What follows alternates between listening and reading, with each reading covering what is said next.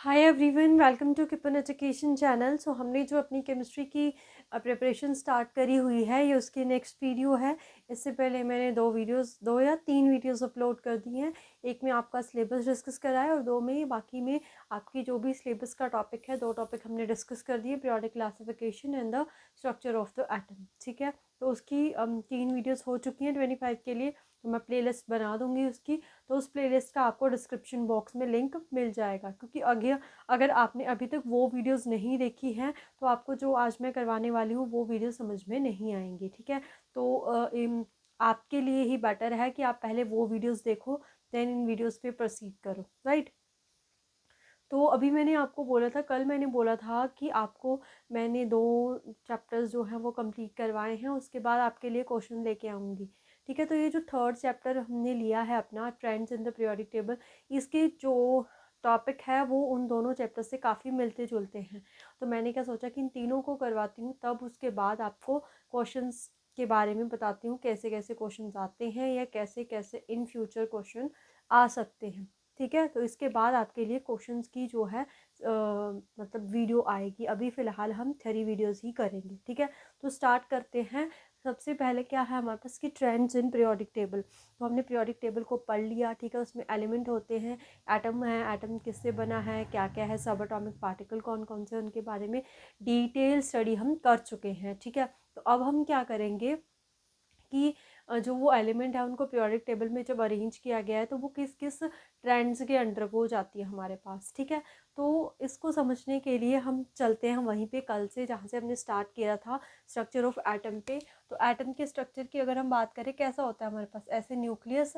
ठीक है, और ऐसे हमारे पास सर्कुलर ऑर्बिट में क्या करते हैं, इलेक्ट्रॉन रिवॉल्व करते हैं। ठीक है, सर्कुलर ऑर्बिटल में इलेक्ट्रॉन रिवॉल्व करते हैं। तो न्यूक्लियस में कौन सा चार्ज होता है हमारा, पॉजिटिव चार्ज। ठीक है, न्यूक्लियस में कौन सा चार्ज है, पॉजिटिव चार्ज। उसके बाद यहाँ पे कौन घूम रहे हैं, इलेक्ट्रॉन्स। ठीक है, यहाँ पे कौन घूम रहे हैं। अब जो मैं आपको बात बताने वाली हूँ कि कैसे आपका साइज इंक्रीज डिक्रीज करता है, इसको अच्छे से देखना आप, ये बहुत ही इंपॉर्टेंट है। अगर ये समझ में आ गया, आगे सारे के सारे ट्रेंड्स आपके लिए क्या होंगे, इजीली आपको समझ में आएंगे। ठीक है, तो यहाँ पे क्या है, देखो यहाँ पे पॉजिटिव है। ठीक है, यहाँ पे क्या है, इलेक्ट्रॉन है, नेगेटिव।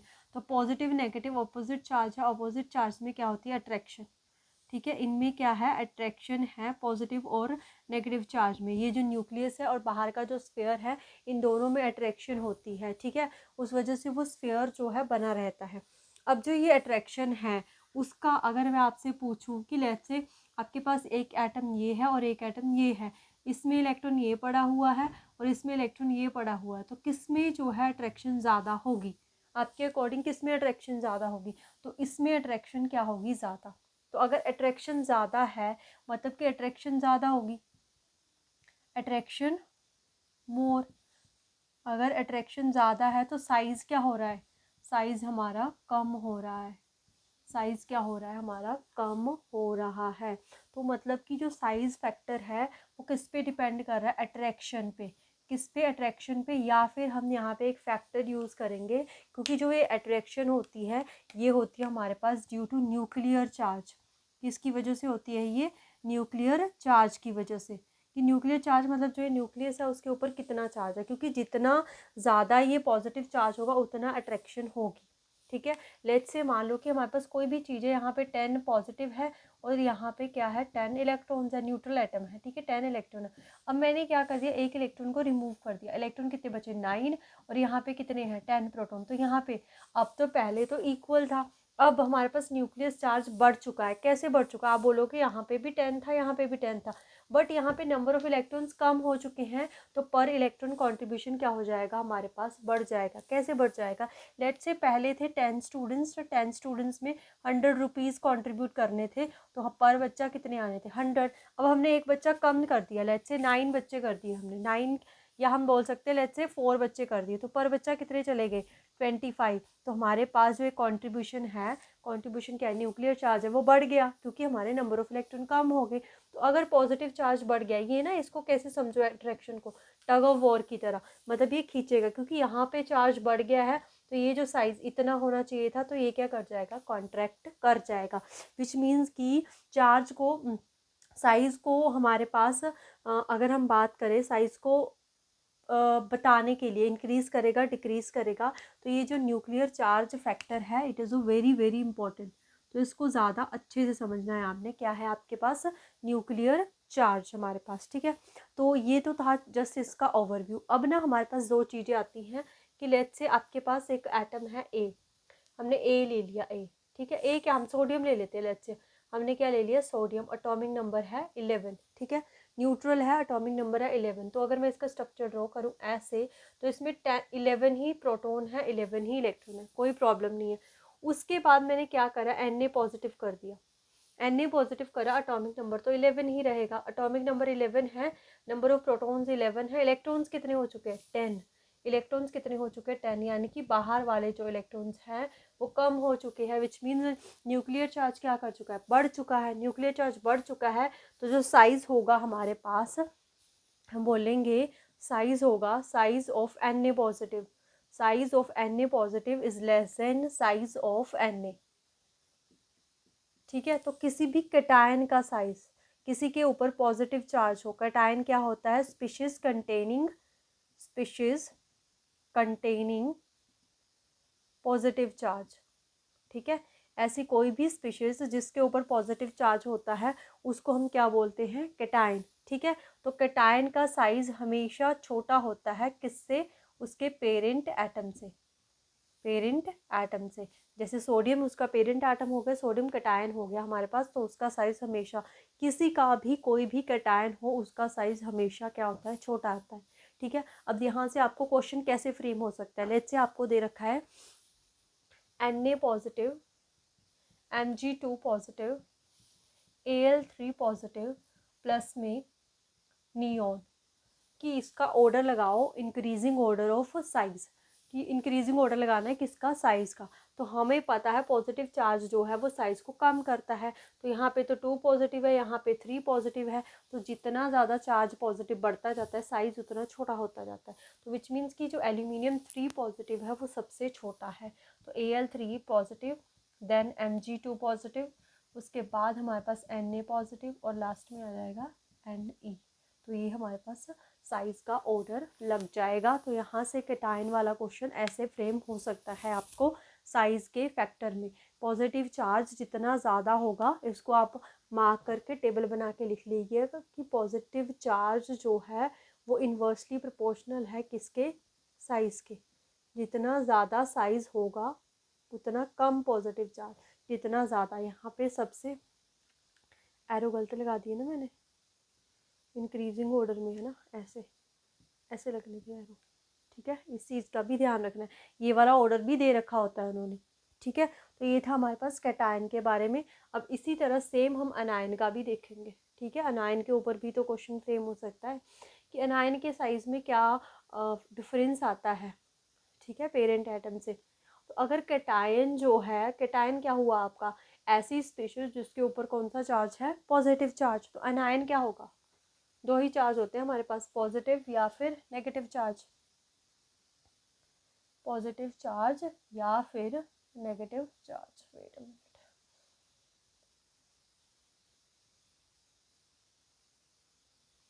अब हम बात करेंगे अनायन की, किसकी बात करेंगे हम, अनायन की। तो अनायन क्या, अनायन है दैट कंटेनिंग कोई भी एटम जो कंटेन कर रहा है नेगेटिव चार्ज, जिसके ऊपर कौन सा चार्ज है, नेगेटिव चार्ज, नेगेटिव चार्ज है। लेट्स से हमारे पास है फ्लोरीन, फ्लोरीन का एटॉमिक नंबर है 9, तो नंबर ऑफ प्रोटॉन्स भी 9 है, नंबर ऑफ इलेक्ट्रॉन्स भी 9 है, तो इसमें तो कोई प्रॉब्लम, दोनों 9 9 है सेम। अब फ्लोरीन अनायन कैसे बनेगा, F नेगेटिव, तो एटॉमिक नंबर तो 9 ही रहेगा, नंबर ऑफ प्रोटॉन्स 9 ही रहेंगे, बट नंबर ऑफ इलेक्ट्रॉन्स क्या हो गए अब 10, क्योंकि नेगेटिव का मतलब क्या है, गेन ऑफ इलेक्ट्रॉन। तो यहाँ पे तो +9 है, अब बाहर की तरफ कितने हो चुके हैं, -10। तो अब कंट्रीब्यूशन कम नहीं हो जाएगा, जैसे हमारे पास मैंने बोला था कि पहले 100 को 10 में डिस्ट्रीब्यूट करना था, पहले हम इसको कम कर रहे थे, अब हमारे पास ये 10 ही है, बट जो ये है ना ये चीज़, ठीक है, ये चीज़ नहीं, हमारे पास क्या हुआ, ये चीज़ बढ़ गई है, पहले ये कम हुई थी ना, ये तो 100 ही रहा है, इसको तो कोई चेंज नहीं आ रहा है क्योंकि नंबर ऑफ प्रोटॉन्स तो सेम है। अब ये मान लो 20 हो गया, तो अगर ये 20 हो गया तो हमारे पास कितने कितने रुपीज़ बचेंगे, तो पर बचा 5 रुपीज़। तो क्या हुआ, न्यूक्लियर चार्ज कम हो गया। न्यूक्लियर चार्ज कम हो जाएगा तो साइज़ क्या हो जाएगा, इंक्रीज़। न्यूक्लियर चार्ज क्या हुआ है यहाँ पे, न्यूक्लियर चार्ज डिक्रीज़ कर गया है, तो साइज़ क्या कर जाएगा हमारा, इंक्रीज़। बिकॉज न्यूक्लियर चार्ज जो है वो इन्वर्सली प्रोपोर्शनल होता है किसके, साइज़ के। क्योंकि अब बाहर वाले इलेक्ट्रॉन्स ज़्यादा हो गए हैं तो अंदर जो है +9 वो तो कम हुआ है। तो जैसे हम टग ऑफ वॉर की बात करें, यहाँ पे बंदे ज़्यादा हो गए, यहाँ पे बंदे ज़्यादा हो गए, तो बाहर की तरफ ही फैलेगा ना, वो स्प्रेड आउट होगा। तो इसका साइज़ क्या कर जाएगा हमारे पास, इंक्रीज़। विच मीन्स कि जो साइज़ होता है, size of अनायन, size of anion वो ग्रेटर होता है देन इट्स पेरेंट एटम। इसके पेरेंट एटम से क्या होता है, साइज बड़ा। तो इसमें क्वेश्चन कैसे फ्रेम हो सकता है, लेट्स से ये F negative, N3 negative, O2 negative and then neon. बताओ इसमें साइज का क्या होगा। तो नेगेटिव चार्ज जितना ज़्यादा होगा साइज उतना ज़्यादा होगा। तो N3 नेगेटिव सबसे बड़ा, देन O2 नेगेटिव और लास्ट में फिर F नेगेटिव और लास्ट में नियोन जो कि न्यूट्रल है। पॉजिटिव चार्ज से साइज़ कम होता जाता है, नेगेटिव चार्ज से क्या होगा हमारे पास, साइज़ कम होता जाएगा, सॉरी बढ़ता जाएगा। पॉजिटिव से कम होता जाता है साइज़ क्योंकि न्यूक्लियर चार्ज बढ़ता है, नेगेटिव से क्या होता है, साइज़ बढ़ जाता है क्योंकि न्यूक्लियर चार्ज कम हो जाता है। तो ये कैटायन और एनायन क्या होता है वो मैंने बताया, इसमें से कैसा क्वेश्चन फ्रेम होता है वो भी मैंने बताया। अब हम चलते हैं अपने पीरियोडिक ट्रेंड्स के ऊपर।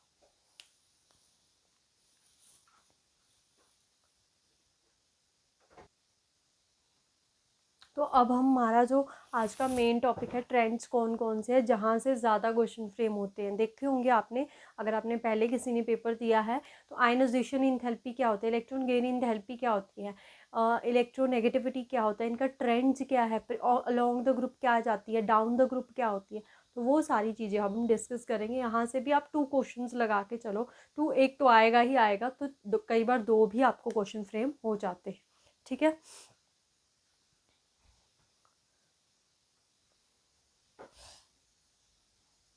एक चीज को समझना है, उसके बाद बाकी सारी चीजें अपने आप समझ आती जाती हैं। ठीक है, केमिस्ट्री कोई इतना वो नहीं है, हमने इतनी इसकी मिसकंसेप्शन इसके रिगार्डिंग अपने दिमाग में रखी हुई है ना कि पता नहीं, इसमें बहुत सारी एक्सेप्शंस होती है, कैसे चीज़ों को याद करना है। थोड़ी थोड़ी एक्सेप्शंस होती हैं, अगर आप उनको साइड में रखोगे कि हाँ ऐसी ऐसी एक्सेप्शंस है, उसके बाद सब कुछ स्मूथ चलता है। थोड़ी थोड़ी एक्सेप्शंस तो है आपके पास। ठीक है, ट्रेंड्स में सबसे पहले हम साइज़ की बात करते हैं। ठीक है, हम किसकी बात कर रहे हैं, साइज़ की। तो साइज़ का फैक्टर डिफाइन करने के लिए हम कोई भी एक ग्रुप आप हम कंसिडर कर लेंगे। ठीक है, आज के लिए आपका क्वेश्चन है कि आप बताओगे ग्रुप नंबर 16 का नेम क्या है। ग्रुप नंबर 16 का नेम क्या है, होमवर्क में आप ये मेरे को कमेंट करोगे। ठीक है, कमेंट सेक्शन में कमेंट करोगे कि ग्रुप नंबर 16 का नेम क्या है हमारे पास। ठीक है, तो साइज़ की बात करें, लेट्स से मैं ग्रुप नंबर 15, ग्रुप नंबर 15 है नाइट्रोजन फैमिली, जिसको हम क्या बोलते हैं, पी निकोजन। ठीक है, कौन कौन सा है, न्यूज़ पेपर, आज, सब, दिका। तो ये मैंने एलिमेंट कंसिडर कर ली। अब चलते हैं इनकी इलेक्ट्रॉनिक कॉन्फ़िगरेशन के ऊपर। पहले 2 को ही, बाकियों की तो ज़रूरत नहीं पड़ेगी। इसका 7 होता है, 20 तक तो लर्न करे होते हैं, इसका 15 होता है। ठीक है, तो 7 है, कैसे जाएगी electronic configuration, 1s2, 2s2, 2p3। इसकी 1s2, 2s2, 2p6, 3s2, 3p3, ऐसे। तो हम इसमें देख रहे हैं फर्स्ट शेल सेकंड शेल, यानी कि फर्स्ट शेल सेकंड शेल। इसमें है फर्स्ट सेकंड थर्ड, कितनी शेल होगी, थर्ड, 1 2 देन 3। तो डाउन द ग्रुप, जब हम नीचे की तरफ जा रहे हैं, क्या कर रहे हैं, डाउन द ग्रुप, नीचे की तरफ जा रहे हैं, तो हम देख रहे हैं कि जो शेल है, नंबर ऑफ शेल्स है, वो क्या कर रही है, इंक्रीज। तो नंबर ऑफ शेल इंक्रीज करने से साइज भी क्या हो रहा है, साइज भी क्या हो रहा है, इंक्रीज। तो विच मीन्स कि जब हम डाउन द ग्रुप चलते हैं किसी भी ग्रुप में, फर्स्ट टू 18 कोई भी ग्रुप हो, तो जब हम डाउन द ग्रुप चलते हैं तो हमारे पास जो साइज है वो क्या करता है, डिक्रीज करता है साइज। ठीक है, वो क्या करता है, डिक्रीज करता है हमारे पास साइज जो है। तो ये सबसे पहला आ गया कि अलोंग द पीरियड, इसको आप ऐसे करके यहाँ पे ये डिस्कशन जो हमने करी है, तो अलोंग द नहीं, हमारे पास क्या है, down the group, down the group, down the group size क्या कर रहा है, साइज डिक्रीज कर रहा है, sorry down the group size increase कर रहा है। तो आपको ना एक चीज़ याद करनी है, आपने ये कर लिया down the group size decrease कर रहा है, अलोंग द पीरियड बिल्कुल उसका अपोजिट होगा, विच मीन्स कि अलोंग द पीरियड जो है वो साइज़ क्या करेगा, अलोंग द पीरियड जो साइज़ है वो डिक्रीज़ करेगा। अब वो कैसे होता है हमारे पास अलोंग द पीरियड, अगर हम बात करें, हम सेकेंड पीरियड को अगर कंसिडर करते हैं तो हमारे पास है ये lithium, beryllium, boron, carbon, nitrogen, oxygen, fluorine, then neon, ये हमारे पास सेकंड हमारे पास क्या है, हमारा पीरियड है। ठीक है, इनकी इलेक्ट्रॉनिक कॉन्फ़िगरेशन लिखिए, लास्ट वाली लिख रही हूँ मैं। तो इसकी तो होगी हमारे पास 1:2s1, इसकी होगी हमारे पास 2s2। ठीक है, इसकी क्या होगी 2s2, इसकी क्या होगी हमारे पास 2s2 2p1, इसकी 2p2 हो जाएगी, इसकी 2p3 हो जाएगी, इसकी 2p4 हो जाएगी और इसकी 2p5 हो जाएगी, देन 2p6 हो जाएगी। तो हम देख रहे हैं कि इस तरफ को शेल जो है, शेल तो हमारी सेम ही रह रही है, दो दो शेल, मतलब ऐसे सभी में शेल तो क्या कर रही है, सेम ही है हमारी। तो शेल का तो कोई इशू नहीं है, तो शेल का इशू नहीं है। तो जब हम अलोंग द पीरियड चलते हैं ना, अलोंग द पीरियड अगर कोई पूछे कि अलोंग द पीरियड जो साइज़ है वो क्यों डिक्रीज़ करता है अलोंग द पीरियड, तो जो हमारा न्यूक्लियर चार्ज है ना, न्यूक्लियर चार्ज, क्योंकि शेल तो सेम ही चल रही है, दो दो दो दो शेल ही है, बट न्यूक्लियस पे चार्ज यहाँ पे कितना है, देखो इसमें दो ही शेल है, यहाँ पे न्यूक्लियस पे चार्ज कितना, इसका एटॉमिक नंबर है 3, तो यहाँ पे 3 है, यहाँ पे कितना हो जाएगा 4 5 6 7 8 9 10। तो न्यूक्लियस पे चार्ज बढ़ रहा है ना, क्योंकि जो शेल है वो तो सेम रह रही है। तो अगर न्यूक्लियर पे चार्ज बढ़ रहा है तो अलोंग द पीरियड हमारा न्यूक्लियर चार्ज क्या कर रहा है, इंक्रीज कर रहा है, तो साइज क्या कर जाएगा हमारा, साइज क्या करता है, डिक्रीज करता है। तो बस आपको साइज़ का पता होना चाहिए कि साइज़ जो पैरामीटर है वो कैसे चलता है अलोंग द पीरियड और डाउन द ग्रुप। बाकी जो है ionisation enthalpy, electron gain enthalpy और हमारी आयनाइजेशन इंथैल्पी, इनका पता होना चाहिए कि डेफिनेशंस इनकी क्या होती है। बाकी ट्रेंड आप साइज से ही लगा लोगे। ठीक है, अगर आप इन चीज़ों को समझते हो, इन चीज़ों को अच्छे से समझना। ठीक है, रट्टा लगाने की ज़रूरत नहीं है कि आप याद करोगे ionisation enthalpy along the period increase करती है डाउन, नो, रट्टा नहीं लगाना है। आपने साइज़ का देख लिया ना, साइज़ कैसे इंक्रीज डिक्रीज कर रहा है, तो ऐसे आयनाइजेशन को भी समझना है। जब चीज़ों को समझोगे तब चीज़ें जाके आसान लगती हैं। ठीक है, तो हमारे पास क्या है कि सिलेबस बहुत होता है आपके पास। ठीक है, तो अगर आप चीज़ों को लर्न करोगे तो बहुत ज़्यादा हो जाएगा, पेपर में जाके आपको चीज़ें भूल लेगी। ठीक है, बेटर है समझ के चीज़ों को करो, नोट्स बनाओ, उनको टाइमली रिवाइज करते रहो अपना। ओके, तो ये आ गया आपके पास साइज़ के बारे में। तो साइज़ का फैक्टर आपको पता चल गया। अब हम चलते हैं अपने सेकंड फैक्टर के ऊपर। ठीक है,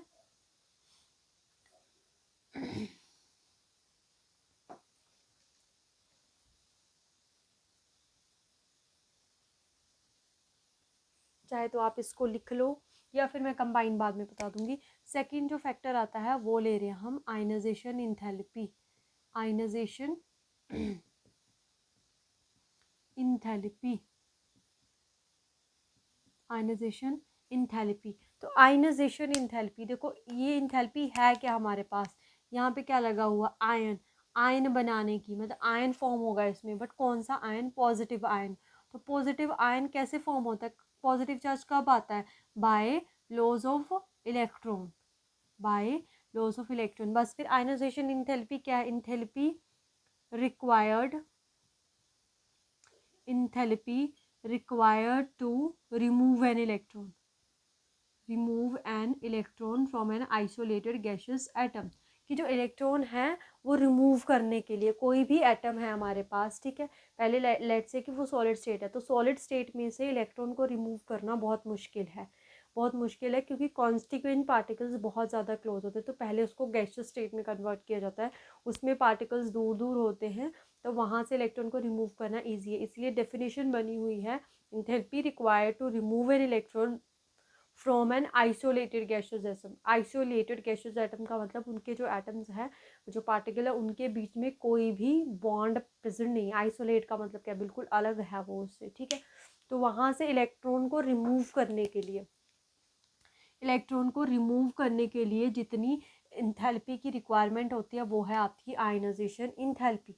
ठीक है। अब इसको देखो कैसे समझोगे आप। एक आपके पास ये है एटम, ठीक है, एक एटम ये है आपके पास, राइट। तो इसका इलेक्ट्रॉन यहाँ पे पड़ा हुआ है, इसका इलेक्ट्रॉन यहाँ पे पड़ा हुआ है, इनके बीच में अट्रैक्शन। तो हमें निकालना है इलेक्ट्रॉन हमें निकालना है इलेक्ट्रॉन। अब आप बताओगे कि इलेक्ट्रॉन यहाँ से निकालना इजी रहेगा या फिर यहाँ से निकालना, क्योंकि यहाँ पे क्या है, साइज़ क्या है, स्मॉल। तो साइज़ स्मॉल होने की वजह से क्या है, अट्रैक्शन क्या है, ज़्यादा। तो अगर अट्रैक्शन ज़्यादा है, अट्रैक्शन क्या है, हायर। अट्रैक्शन ज़्यादा है तो more energy required to remove an electron. More energy required to remove an electron. यहाँ पे क्या है, हम देख रहे हैं साइज कंपैरेबल क्या है, साइज है ग्रेटर। साइज ग्रेटर है तो अट्रैक्शन क्या हो जाएगी, अट्रैक्शन हो जाएगी कम। अट्रैक्शन कम हो जाएगी तो इंथैल्पी क्या हो जाएगी, इंथैल्पी भी क्या हो जाएगी, कम। इंथैल्पी भी क्या हो जाएगी, कम। तो हम देख रहे हैं साइज बढ़ा तो इंथैल्पी कम। तो विच मीन्स कि आयनाइजेशन इंथैल्पी साइज के क्या हुई है, इन्वर्सली प्रोपोर्शनल। कि जितना ज़्यादा साइज़ होगा, इन्वर्सली प्रोपोर्शनल का क्या मतलब होता है कि अगर हम एक को इंक्रीज़ कर रहे हैं तो दूसरा क्या होगा हमारे पास, डिक्रीज़ करेगा। तो इन्वर्सली प्रोपोर्शनल का मतलब क्या हुआ कि अगर साइज़ ज़्यादा है तो आयनाइजेशन इंथैल्पी कम है, साइज़ कम है तो आयनाइजेशन इंथैल्पी ज़्यादा है। तो अगर हम बात करें अब क्योंकि हमें तो क्वेश्चन में यही आएगा, अलोंग द पीरियड इस तरफ को जाना है हमने। तो इस तरफ हमने देखा था साइज क्या करता है, इस तरफ साइज इंक्रीज कर साइज डिक्रीज करता है। तो साइज डिक्रीज कर रहा है तो आयनाइजेशन इंथैल्पी क्या करेगी, इंक्रीज। तो along the period ionisation enthalpy क्या करती है, इंक्रीज। और अगर हम डाउन द ग्रुप की बात करें, डाउन द ग्रुप, तो डाउन द ग्रुप क्या करता है, साइज इंक्रीज। साइज क्या करता है, इंक्रीज। तो अगर साइज इंक्रीज कर रहा है तो आयनाइजेशन इंथैल्पी क्या कर जाएगी, डिक्रीज। ठीक है। तो आयनाइजेशन इंथैल्पी जो है वो साइज पे कैसे इन्वर्सली रिलेट करती है। कई बार ना क्वेश्चन ऐसे पूछते हैं कि पीरियोडिक टेबल जैसे ऐसे है ना, पीरियोडिक टेबल, तो अगर हम ऐसे चल रहे हैं लेफ्ट टू राइट चल रहे हैं, विच मीन्स कि वो अलोंग द पीरियड बात कर रहे हैं। कि अगर हम लेफ़्ट टू राइट चल रहे हैं तो आयनाइजेशन इंथैल्पी क्या होती है, तो ionisation enthalpy left to right increase करती है। और डाउन द ग्रुप हमारे पास साइज इंक्रीज करता है तो आयनाइजेशन इंथैल्पी क्या करती है, डिक्रीज। तो ये था पहला फैक्टर, साइज। ठीक है, ये था साइज। इसी के ऊपर ज़्यादातर क्वेश्चन आते हैं। अब इन केस ना यहाँ पे एक्सेप्शन डाल, एक्सेप्शन तो नहीं है क्योंकि अगर आपको ना स्पेशली पूछा गया, देखो आपके पास एक तो केस है नाइट्रोजन एंड ऑक्सीजन और एक केस है बोरोन एंड बेरिलियम। ये केस आपके पास दो केस। ठीक है, अगर इनकी आयनाइजेशन इंथैल्पी के बारे में पूछा गया तो इसका अगर हम आइडिया लगाए ना कि अगर हम देखेंगे कि यहाँ पे नाइट्रोजन है, इसके बाद ऑक्सीजन आता है, क्योंकि एक ही ग्रुप के एलिमेंट है, ये भी एक ही ग्रुप के एलिमेंट है, ये भी एक ही ग्रुप के एलिमेंट। तो हम क्या बोलते हैं, ऑक्सीजन का साइज छोटा है तो इसकी आयनाइजेशन इंथैल्पी क्या हो जाएगी, ज़्यादा। तो ये यहाँ पे गलत हो जाएगा क्वेश्चन, जबकि आयनाइजेशन इंथैल्पी जो नाइट्रोजन है उसकी ज़्यादा है। अब ये क्यों है, यहाँ पे आप एक्सेप्शन लगा के इसको रख लेना, क्योंकि क्वेश्चन इन्हीं दोनों का आ सकता है, नाइट्रोजन और ऑक्सीजन, बोरोन और बेरिलियम, इनमें ही एक्सेप्शन तो नहीं है, मतलब एक्स्ट्रा एक फैक्टर है, उसकी वजह से इनकी आयनाइजेशन इंथैल्पी ज़्यादा चली जाती है। तो हम लिखेंगे इनकी इलेक्ट्रॉनिक कॉन्फ़िगरेशन क्या है, 1s2 2s2 2p3। इसकी क्या है, 1s2 2s2 2p4। अब इनके साइज ना कंपेरेबल है, मतलब साइज में इतना ज़्यादा फर्क नहीं है, इस वजह से ये फैक्टर आ रहा है। तो देखो इसमें क्या है 2p3, तो अगर मैं 2p3 को लिखूँ ऐसे 1 2 3, यहाँ पे क्या है 2p4, यहाँ पे क्या है 2p4। तो 2p4 है, ये हमारा हाफ फील्ड है, ये क्या है हमारा हाफ फील्ड है, क्योंकि p में टोटल 6 होते हैं तो हाफ क्या हो गए 3। तो अगर ये हाफ फील्ड है तो ये क्या होगा, स्टेबल। तो अगर कोई भी चीज़ स्टेबल है तो वो इजीली इलेक्ट्रॉन लूज़ करेगी, नहीं करेगी। इजीली इलेक्ट्रॉन लूज़ नहीं करेगी तो उसकी जो आयनाइजेशन इंथैल्पी है, अगर हम बोले यहाँ पे लिख देते हैं कि जो आयनाइजेशन इंथैल्पी है नाइट्रोजन की वो ज़्यादा हो जाएगी किससे, ऑक्सीजन से। ऐसे सेम फैक्टर यहाँ पे भी ऐसे ही है। बोरोन की इलेक्ट्रॉनिक कॉन्फ़िगरेशन लिखेंगे 1s2 2s2 2p1, तो यहाँ पे 1s2 2s2 2, S completely field है, तो कम्प्लीटली फील्ड है, स्टेबल है, तो इसकी आयनाइजेशन इंथैल्पी क्या हो जाएगी, ज़्यादा हो जाएगी बेरिलियम की। यही दो आपके पास ऐसे वो हैं एलिमेंट है, क्योंकि इनके साइज़ में जो है ज़्यादा डिफरेंस नहीं है, तो ये आयनाइजेशन इंथैल्पी यहाँ पर डोमिनेंट फैक्टर हो जाती है। सिमिलरली बोरोन और बेरिलियम में भी ठीक है। एक आ गया इलेक्ट्रॉनिक कॉन्फ़िगरेशन साइज, और एक आता है न्यूक्लियर चार्ज। तो न्यूक्लियर चार्ज तो साइज से ही रिलेट करता है। न्यूक्लियर चार्ज जितना ज़्यादा होगा, साइज उतना कम, तो साइज कम होगा तो आयनाइजेशन इंथैल्पी उतनी ज़्यादा, which means nuclear charge directly proportional है किसके, डायरेक्टली प्रोपोर्शनल हुई हमारे पास आयनाइजेशन इंथैल्पी के। ठीक है, ये भी इसका फैक्टर है हमारे पास, राइट।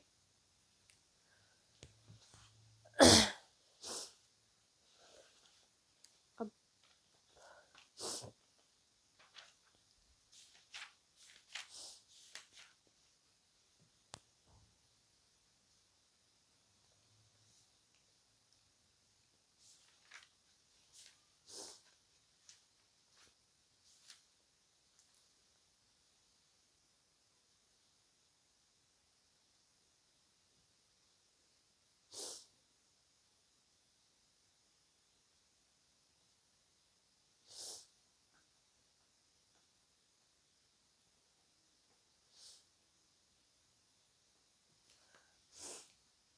एक फैक्टर ना यहाँ पे ना स्क्रीनिंग इफेक्ट भी आ जाता है। कौन सा, स्क्रीनिंग, बता देती हूँ मैं इसके बारे में भी। स्क्रीनिंग इफेक्ट, देखो स्क्रीनिंग इफेक्ट का मतलब क्या है हमारे पास, स्क्रीन, ठीक है, स्क्रीन लग जाना।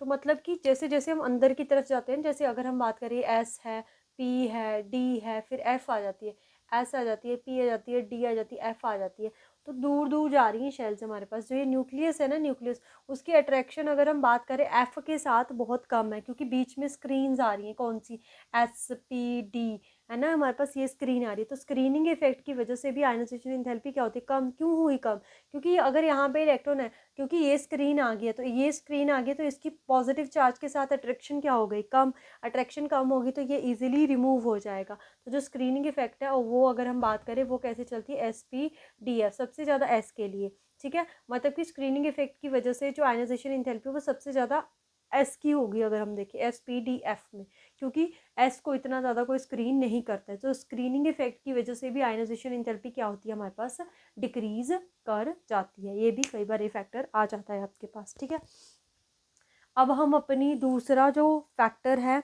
उसके ऊपर चलते हैं। तो दूसरा फैक्टर जो है वो है हमारे पास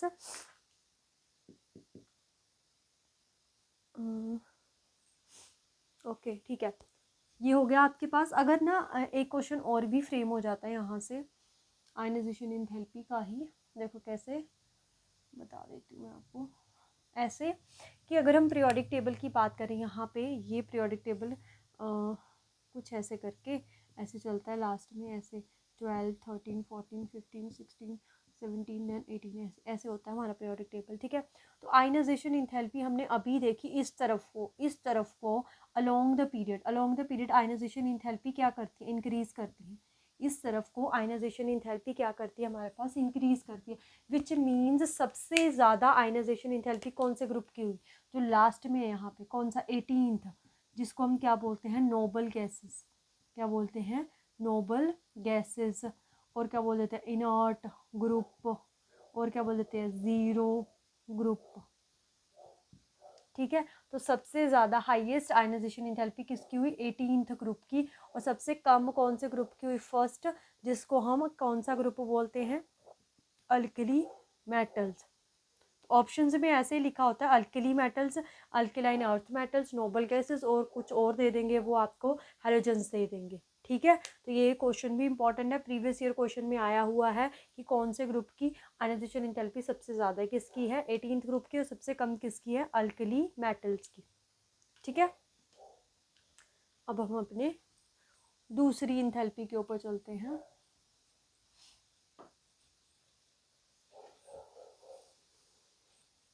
कल से कल या आज से ही, वेट अ मिनट,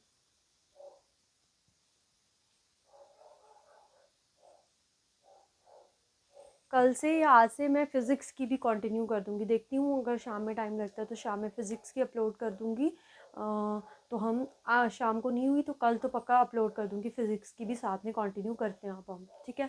तो अब हम जाने वाले हैं, जो नेक्स्ट हमारे पास फैक्टर आता है हमारा, तो वो है हमारा इलेक्ट्रॉन गेन इंथैल्पी। थर्ड जो है वो कौन सी है, electron gain enthalpy. Electron gain enthalpy ऐसे। अब ये देखो, इसको ना समझना, इसको भी बच्चे जैसे आयनाइजेशन इंथैल्पी है ना वही लेके समझने की ट्राई करते हैं। तो जो इलेक्ट्रॉन गेन इंथैल्पी है ना, यहाँ पे इलेक्ट्रॉन, क्योंकि वहाँ पे रिमूव करने के लिए, यहाँ पे गेन करने के लिए, तो यहाँ पे एनर्जी रिक्वायर्ड नहीं है, एनर्जी रिलीज है, एनर्जी रिलीजेस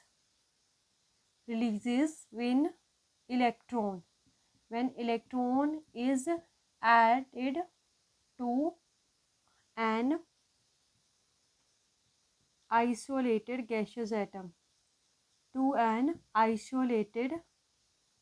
gaseous atom, ठीक है। मतलब क्या है, ये एनर्जी रिलीज हुई है, हमें गेन करने के लिए जितनी एनर्जी चाहिए वो नहीं, क्योंकि जब हम इलेक्ट्रॉन को गेन करवा रहे हैं, क्या हो रहा है, लेट्स से क्लोरीन है, क्लोरीन का एटॉमिक नंबर है आपके पास 17, तो इसके नियर बाय नोबल गैस 18 है, तो ये हमेशा इलेक्ट्रॉन को गेन करता है। इसमें अगर हम इलेक्ट्रॉन डालेंगे, इस पर है नेगेटिव चार्ज, तो आफ्टर गेनिंग ये स्टेबलाइज होता है। ये क्या होता है हमारे पास, अगर हम बात करें तो ये स्टेबलाइज्ड फॉर्म में जाएगा, किस में जाएगा, स्टेबलाइज्ड। तो पहले मतलब ये अनस्टेबल था एक तरह से, अगर हम अनस्टेबल नहीं, मतलब उतनी स्टेबिलिटी नहीं थी इसके पास।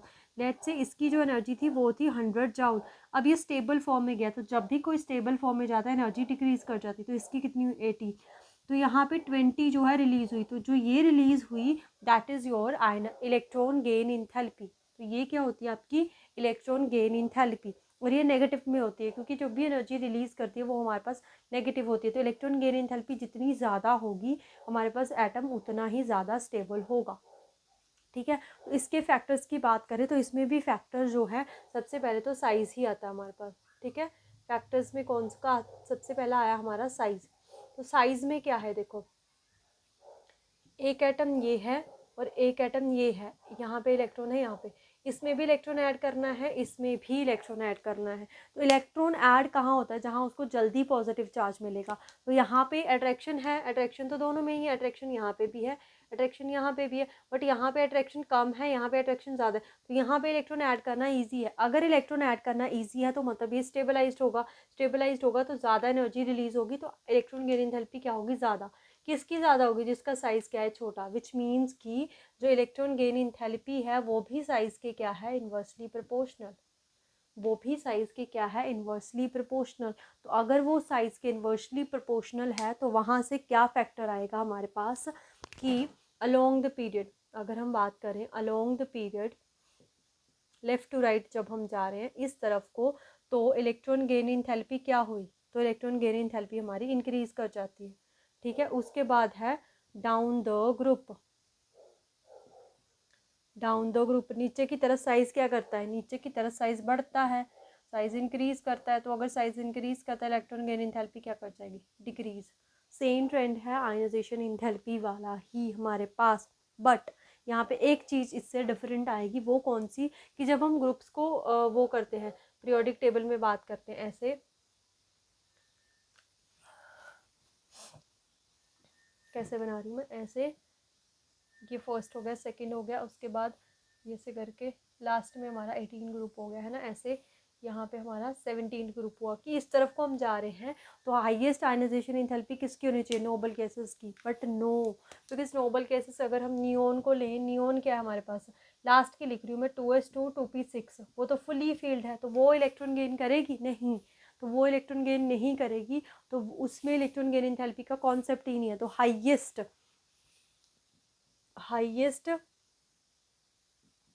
इलेक्ट्रॉन गेन इंथैल्पी कौन से ग्रुप की हुई, 17th ग्रुप की, कौन से ग्रुप की हुई, 17th ग्रुप की, जिसको क्या बोला जाता है, हेलोजेंस, जिसको क्या बोला जाता है, हेलोजेंस। और स्मॉलेस्ट तो वही हुई किसकी, अल्कली मेटल्स की।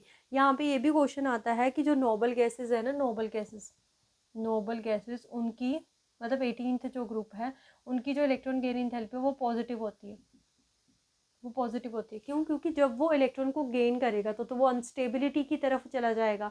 तो अगर वो अनस्टेबिलिटी की तरफ जाता है तो मतलब उसने एनर्जी क्या करी होगी, गेन करी होगी। तो अगर जहाँ पे एनर्जी गेन हो रही है तो वो तो पॉजिटिव में जाएगी। इसीलिए जो नोबल गैसेस है उनकी जो ionisation sorry electron gain enthalpy है वो क्या होती है आपकी, पॉजिटिव होती है। तो ये भी इम्पॉर्टेंट है। बाकी किसकी हाईएस्ट है आपके पास, अगर हम बात करें तो हमारे पास 17th ग्रुप में। अब 17th ग्रुप में अगर हम फर्दर एलिमेंट्स को लेते हैं, ठीक है। और एक बात की जैसे हमने देख लिया था पिछले, आयनाइजेशन एंथैल्पी अल्कली मेटल की सबसे कम होती है। अगर हम पूरे पीरियोडिक टेबल में पूछे सबसे कम किसकी होती है तो वो है सीजियम, ठीक है। किसकी होती है? सीजियम। इसको भी लिख लेना। Fluorine, chlorine, bromine, iodine, एस्टेटीन। तो हमें पता है नीचे की तरफ साइज इंक्रीज करता है, तो साइज इंक्रीज कर गया तो इलेक्ट्रॉन गेन एंथैल्पी क्या कर जाएगी, डिक्रीज। यानी कि इनकी कम, तो इसकी होनी चाहिए सबसे ज़्यादा, बट इसकी नहीं है यार। फिर यहाँ से एक्सेप्शन आ जाती है। तो हाईएस्ट इलेक्ट्रॉन गेन एंथैल्पी किसकी होती है? बहुत ही इंपॉर्टेंट है ये, मेडिकल नॉन मेडिकल एक को तो आता ही आता है। हाईएस्ट इलेक्ट्रॉन गेन एंथैल्पी किसकी हुई है? वो होती है क्लोरीन की। किसकी होती है? क्लोरीन की। अब इसका रीज़न क्या है? तो ये हमारा फ्लोरीन है, क्लोरीन थोड़ा बड़ा होगा क्योंकि इलेक्ट्रॉन अगर वैलेंस शेल में बात करें 5 इलेक्ट्रॉन तो पहले से पड़े हैं, सॉरी 7 इलेक्ट्रॉन तो पहले से पड़े, एक और इलेक्ट्रॉन ऐड होगा। यहाँ पे भी 7 इलेक्ट्रॉन तो पहले से ही पड़े हुए हैं, तो एक इलेक्ट्रॉन और ऐड होगा, तो इलेक्ट्रॉन इलेक्ट्रॉन रिपल्शन होगी। इसका साइज़ बहुत छोटा है तो यहाँ पे क्या होगी? रिपल्शन। यहाँ पे क्या होगी? रिपल्शन। तो रिपल्शन होने की वजह से इलेक्ट्रॉन उतना इजीली ऐड नहीं होता, पर यहाँ पे साइज कंपेरेबल है, उतनी ज़्यादा रिपल्शन नहीं होती, तो यहाँ पे जो है इलेक्ट्रॉन इजीली ऐड हो जाता है। दैट्स वाई जो क्लोरीन है उसकी आयनाइजेशन एंथैल्पी ज़्यादा होती है। ऑक्सीजन और सल्फर ये भी एक ही ग्रुप के एलिमेंट है तो सल्फर की ज़्यादा होती है। नाइट्रोजन और फॉस्फोरस ये भी एक ही ग्रुप के एलिमेंट है तो फॉस्फोरस की, यानी कि जो सेकंड वाले हैं ग्रुप में जो सेकंड एलिमेंट है उसकी आयनाइजेशन एंथैल्पी ज़्यादा होती है, सल्फर की, फॉस्फोरस की। और यहाँ पे क्लोरीन, और chlorine highest electro gain enthalpy वाला एलिमेंट है। ये क्वेश्चन आता ही आता है नवंबर में, जून में। मेडिकल को नहीं आया तो नॉन मेडिकल को आ जाएगा, नॉन मेडिकल को नहीं आया तो मेडिकल को आ जाएगा, ठीक है। तो ये था इलेक्ट्रॉन गेन एंथैल्पी में, इसमें ज़्यादा यही है सॉरी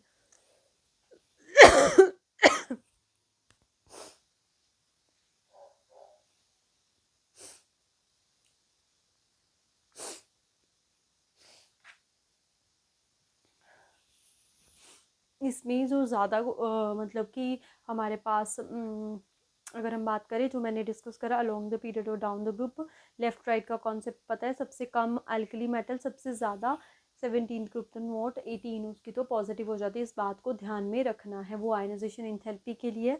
और एक बात कि जो सेकेंड एलिमेंट है ऑक्सीजन सल्फर में से सल्फर, क्लोरीन क्लोरीन में से क्लोरीन की, और chlorine highest electron gain enthalpy वाला एलिमेंट है, ठीक है। तो इलेक्ट्रॉन गेन एंथैल्पी में इतना ही, इसी में से क्वेश्चन आते हैं। अब हम अपने थर्ड पे नेक्स्ट पे चलते हैं। नेक्स्ट जो है हमारे पास इलेक्ट्रोनेगेटिविटी।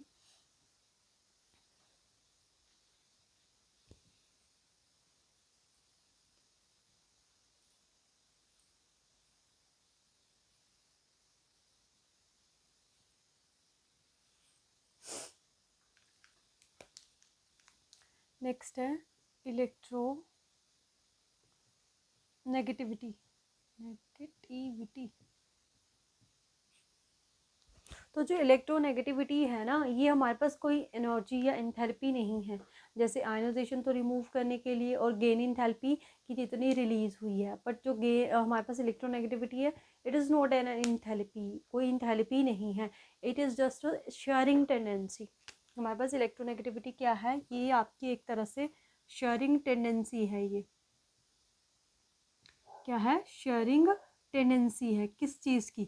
लेट्स से हमारे पास ये बॉन्ड है, दो आइटम्स हैं उनके बीच में ये बॉन्ड है। नेक्स्ट चैप्टर में हम देखेंगे बॉन्ड क्या होता है, कैसे फॉर्म होता है। तो दो इलेक्ट्रॉन से बॉन्ड फॉर्म होता है, कोवलेंट बॉन्ड। कौन सा बॉन्ड है ये? हमारे पास कोवलेंट बॉन्ड जो कि शेयरिंग से बनता है। कोवेलेंट बॉन्ड, और कोवेलेंट बॉन्ड में ही बात की जाती है। तो ये जो बॉन्ड है ना, ये दोनों इलेक्ट्रॉन अगर इनका इलेक्ट्रोनेगेटिविटी सेम होती तो बीच में रहते, पर जिसकी इलेक्ट्रोनेगेटिविटी ज़्यादा होगी दोनों इलेक्ट्रॉन्स को अपनी तरफ रखेगा। तो the sharing tendency, sharing, attracting, note sharing नहीं हो सकते, इसको बोल सकते हैं इट इज़ अट्रैक्टिंग टेंडेंसी। क्या बोलेंगे इसको? Attracting, attracting tendency. किसको अट्रैक्ट करने की? जो शेयर्ड पेयर्ड इलेक्ट्रॉन है in a covalent bond towards itself. Covalent bond में जो शेयर्ड पेयर्ड इलेक्ट्रॉन है उसको अपनी तरफ को शेयर करने वाली जो टेंडेंसी है वो क्या है? आपकी इलेक्ट्रोनेगेटिविटी। तो देखो ये जो इलेक्ट्रॉन्स है ना, ये इलेक्ट्रॉन्स ये इसने अपनी तरफ क्या कर लिया? अट्रैक्ट। पूरी तरह से गेन नहीं करे पर अट्रैक्ट कर लिया है। जब भी गेन करते कौन सा चार्ज आता है? नेगेटिव। पूरी तरह नहीं करे तो पार्शियली, इस पर कौन सा आता है? पॉजिटिव। तो इसी अट्रैक्टिंग टेंडेंसी को क्या बोलते हैं हम? इलेक्ट्रोनेगेटिविटी। ठीक है, मेन बात वही आती है फिर फैक्टर्स की, कि फैक्टर्स में इसमें कैसे हम साइज पे ही चलते हैं। तो एक एटम ये है हमारे पास, एक एटम ये है, इलेक्ट्रॉन ये है, एक इलेक्ट्रॉन ये है, तो किसकी शेयरिंग टेंडेंसी ज़्यादा होगी अट्रैक्ट करने की? इसी की, जिसका साइज़ क्या है? कम।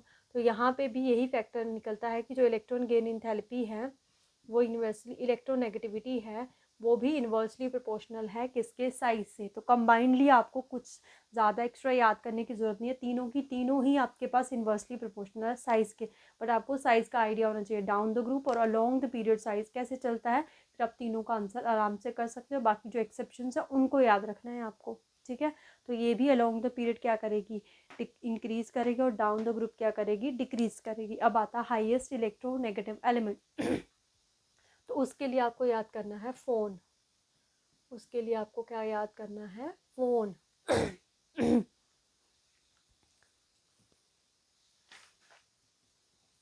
तो फ़ोन से क्या है हमारे पास? F4 fluorine, O4 oxygen, N4 nitrogen.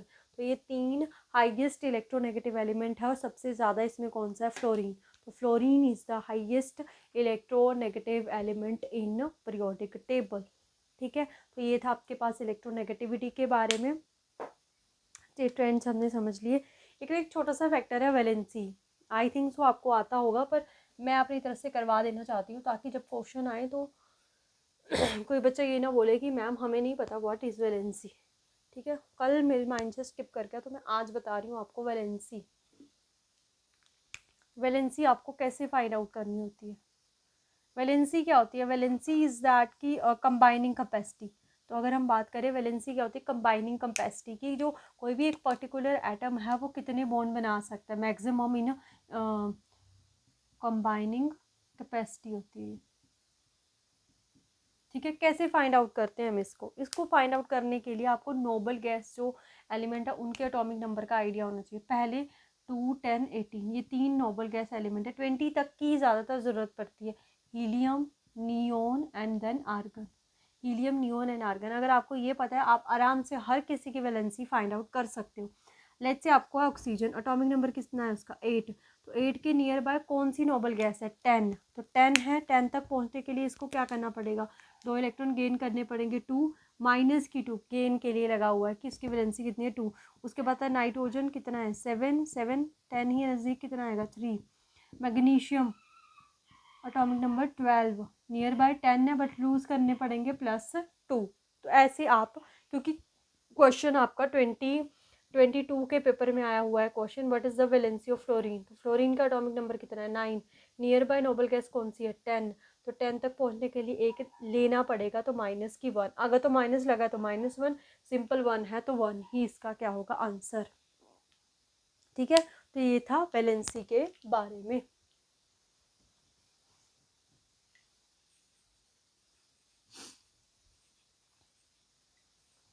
अब हम ट्रेंड देखेंगे मेटालिक कैरेक्टर का, मेटालिक और नॉन मेटालिक कैरेक्टर का, ठीक है। क्या है हमारे पास? Metallic character. देखो मेटेलिक कैरेक्टर क्या होता है, मेटल्स क्या होते हैं, उसमें कौन सी प्रॉपर्टी होती है? लॉज ऑफ इलेक्ट्रॉन्स की, कि कोई कितना इजीली इलेक्ट्रॉन को लूज करेगा उसकी मेटेलिक कैरेक्टर उतना ज़्यादा होगा। तो अगर हम ग्रुप में बात करें, लेट्स से मैंने ये वाला ग्रुप ले लिया, first lithium, sodium, potassium rubidium, caesium, then francium, ये वाला ले लिया, ठीक है। तो हमें बताना है कि इसमें सबसे बेस्ट मेटल कौन सी है, तो सभी मेटल्स हैं। तो हमें इतना पता है कि डाउन द ग्रुप साइज क्या करता है, इंक्रीज। साइज से ही सारे क्वेश्चन सॉल्व हो जाएंगे। ऐसे करके नीचे वाला लिख देती हूँ मैं, फ्रेंशियम का साइज तो सभी में इलेक्ट्रॉन ये पड़ा है, ये पड़ा है, ये पड़ा है। तो हमें क्या करना है, हम बोलते हैं कि मेटेलिक कैरेक्टर किस पे डिपेंड करता है, इलेक्ट्रॉन के लॉस पे। जितना इजीली इलेक्ट्रॉन, तो यहाँ पे अट्रैक्शन सबसे कम होगी क्योंकि साइज सबसे बड़ा है, तो इजीली इलेक्ट्रॉन क्या होगा, यहाँ से रिमूव, इजीली रिमूव होगा, तो मेटेलिक कैरेक्टर क्या होगा, ज़्यादा, ठीक है। तो यानी कि down the group, down the group जो मेटेलिक कैरेक्टर है, मेटेलिक कैरेक्टर है वो क्या कर रहा है, इंक्रीज। तो अगर डाउन द ग्रुप इंक्रीज कर रहा है तो अलोंग द पीरियड क्या कर जाएगा, अलोंग द पीरियड वो क्या कर जाएगा, डिक्रीज। अब बिकॉज नॉन मेटेलिक कैरेक्टर बिल्कुल इसका उल्टा है, तो बिल्कुल इसका उल्टा है, तो ट्रेंड क्या होगा, डाउन द ग्रुप डिक्रीज कर जाएगा, अलोंग द पीरियड क्या कर जाएगा, इंक्रीज। तो जब हम ऐसे पीरियोडिक टेबल को देखते हैं, कुछ मान लो ऐसे करके, ये रहा पीरियोडिक टेबल, तो यहाँ पे क्या है आपकी मेटल्स, यहाँ पे क्या है आपकी मेटल्स, और इधर क्या है आपकी नॉन मेटल्स। तो क्या मतलब हुआ उसका, यानी कि इस तरफ नॉन मेटेलिक कैरेक्टर इंक्रीज कर रहा है क्योंकि मेटल तो यहाँ पड़ी है, वो डाउन द ग्रुप इंक्रीज करता है। इस तरफ को तो अलोंग द पीरियड डिक्रीज कर रहा है, तो अगर along the period metallic character decrease कर रहा है तो किसका कैरेक्टर इंक्रीज कर रहा होगा, नॉन मेटल्स का। तो ऐसे ही चीज़ों को कंपेयर करके आप लर्न कर सकते हो। एक और चीज़ आपने याद रखना है कि जो मेटल है ना, मेटल के ऑक्साइड वो किस नेचर के होते हैं, एसिडिक या फिर बेसिक। देखो मेटल हमारे पास सोडियम है, उसका एक हाइड्रोक्साइड होता है NaOH, इसका हमें आइडिया होता है, बेस है ये, NaOH हमने बहुत बार पढ़ा होता है, बेस है। तो मेटल के ऑक्साइड इसी से आप याद रखोगे क्या होते हैं, बेस। तो नॉन मेटल के ऑक्साइड क्या होंगे नॉन मेटल ऑक्साइड वो क्या होंगे हमारे पास, एसिड, वो क्या होंगे हमारे पास, एसिड। तो इन चीज़ों का भी आपने आइडिया लगाना है। बाकी ये जो मेटेलिक ऑक्साइड है या नॉन मेटेलिक ऑक्साइड है, ये metal and non metal chapter करेंगे तो वहाँ पे मैं आपको बता दूँगी, ठीक है। अब अगर हम बात करें, एक होती है डायगोनल रिलेशनशिप, छोटा सा टॉपिक है, वो भी मैं आपको बता ही देती हूँ, क्यों छोड़ना है, क्योंकि इनकेस अगर आ जाए question, diagonal relationship, diagonal relationship कैसे देखो, पहला एलिमेंट जैसे ये लिथियम, सोडियम, पोटाशियम, रुबीडियम, नीचे वालों की ज़रूरत नहीं है, फ्रेंशियम तक चला जाएगा।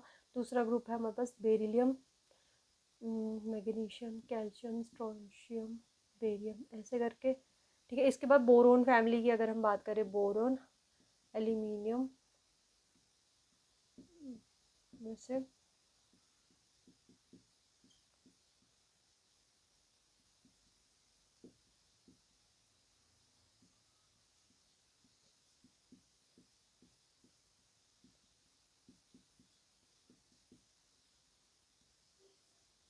ऐसे, ये हमारे पास एलिमेंट है। तो डायगोनल रिलेशनशिप का मतलब होता है ऐसे, डायगोनली ऐसे, बेरिलियम की एल्यूमिनियम, बोरोन की सिलिकॉन, ऐसे ऐसे, ये डायगोनली जो रिलेशनशिप है। तो यहाँ से क्वेश्चन क्या फ्रेम हो सकता है कि लिथियम की डायगोनल रिलेशनशिप किसके साथ था, मैग्नीशियम के साथ। डायगोनल रिलेशनशिप का मतलब क्या है, देखो ये लिथियम है, इस तरफ गया होगा बेरिलियम, इसका साइज हुआ होना छोटा, बट वो जब डाउन द ग्रुप आया फिर साइज क्या हो गया होना बड़ा। तो इनका दोनों का साइज अप्रॉक्सीमेटली क्या होता है, हमारे पास सेम होता है। तो उनकी वजह से इनमें प्रॉपर्टी में भी क्या हो जाती है, सिमिलैरिटीज़ हो जाती है प्रॉपर्टीज़ में। तो सिमिलैरिटीज़ होने की वजह से इनकी डायगोनल रिलेशनशिप है, लिथियम की मैग्नीशियम के साथ, बेरिलियम की एल्यूमिनियम के साथ, बोरोन की सिलिकॉन, ऐसे करके आगे आपके पास डायगोनल रिलेशनशिप चलती है, ठीक है। तो इनको आपने जितना भी मैं आपको करवा रही हूँ, खुद के नोट्स खुद से तैयार करो, ठीक है। आपको किसी से कोई ज़रूरत नहीं पड़ेगी। आपको पेड नोट मिलते हैं कहीं से, है ना, और वो भी इतने ज़्यादा अच्छे नहीं होते हैं, ना ही हमें समझ में आता है कहाँ पे कौन सा टॉपिक लिखा है, क्या ट्रेंड्स लिखे हैं, क्या कौन सी ट्रिक्स लिखी हैं। तो आपको किसी से कोई भी नोट्स बाय करने की, specially for the non medical student और मेडिकल वाले केमिस्ट्री की, आपको कहीं से ज़रूरत नहीं है नोट्स को खरीदने की, ठीक है। ये आप जैसे जैसे मैं लेक्चर दे रही हूँ उनको नोट्स को बनाते जाइए, NF ऐप के लिए इससे ज़्यादा आपको पढ़ने की कहीं से भी ज़रूरत नहीं पड़ेगी, ठीक है। तो ये आपके पास क्या हो गया है, डायगोनल रिलेशनशिप का बता दिया मैंने। तो एक लास्ट छोटा सा टॉपिक बचता है, फिर ये क्लास आपकी ओवर हो जाएगी।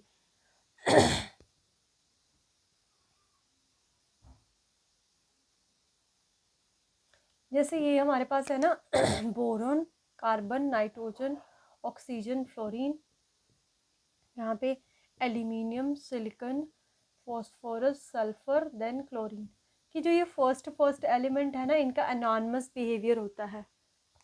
मतलब कि जो बाकी के एलिमेंट है ना पूरे ग्रुप में, नीचे वाले एलिमेंट, उनसे इनका बिहेवियर अलग होता है। कि जो फर्स्ट एलिमेंट होता है in P block element, in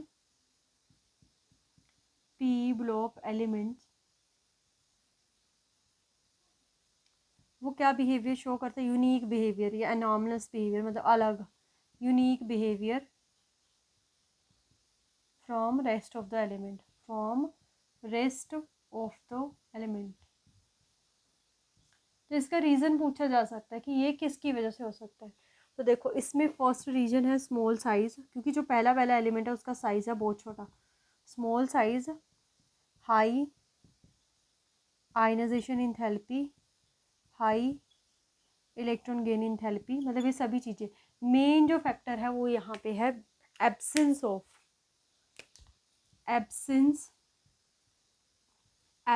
of vacant D orbitals. कि जो ये फर्स्ट एलिमेंट है, इनकी अगर हम इलेक्ट्रॉनिक लास्ट की कॉन्फ़िगरेशन लिखूँ मैं, 2p1, 2p2, 2p3, 2p4, 2p5, तो वैलेंस शेल कौन सी है इनकी, सेकंड। क्या सेकंड में डी ऑर्बिटल होता है? नहीं होता है। बट अगर हम इनमें बात करें ना, तो इसका आएगा 3p1। तो 3 वाले में 3d वेकेंट ऑर्बिटल होता है। तो 3d वेकेंट ऑर्बिटल होता है तो उसकी वजह से वो अपने ऑक्टेट को एक्सपेंड भी करते हैं, तो उनकी अलग प्रॉपर्टीज़ भी देखने को मिलती है। अगर आपको आइडिया हो कि हम PCl5, आपने सुना होगा कभी, NCl5 नहीं सुना होगा। NCl5, क्योंकि जो फॉस्फोरस है वो सेकेंड एलिमेंट है, वो अपना ऑक्टेट एक्सपैंड करके PCl5 बना देता है। NCl5 क्योंकि इसके पास वेकेंट डी ऑर्बिटल ही नहीं है फर्स्ट एलिमेंट, तो इसलिए NCl5 नहीं बनाता है। आगे जब हम केमिकल बॉन्डिंग करेंगे वहाँ पे पढ़ेंगे व्हाट इज़ ऑक्टेट रूल, क्या है, ये सारी चीज़ें। ठीक है, तो आज के लिए इतना ही था। आई होप आपको समझ में आया होगा। तो वीडियो अच्छी लगती है तो चैनल को शेयर एंड सब्सक्राइब ज़रूर कीजिएगा। आज के लिए इतना ही। Thank you so much. Happy learning.